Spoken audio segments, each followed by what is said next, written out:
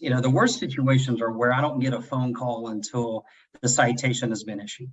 The best time I can work with a client and help them get through even the most disastrous of circumstances, I'm talking multiple fatalities, we can get through that if we start working on it right after the accident occurred. Don't wait until the citation is issued, because by the time the citation is issued, OSHA spent 6 months doing their work, and you better be doing your work as well. And so the worst case scenarios are those where the client calls me up and says, I just got a citation from OSHA, and there's 10 items, and the total proposed penalty is $433,000. And what are you going to do with that?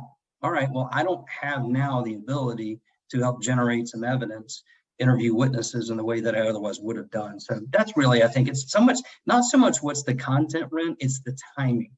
When do you start, whether you work with a lawyer like me or not, when do you start getting ready? And my goal is always, I don't want to wait on the citation and fight the government.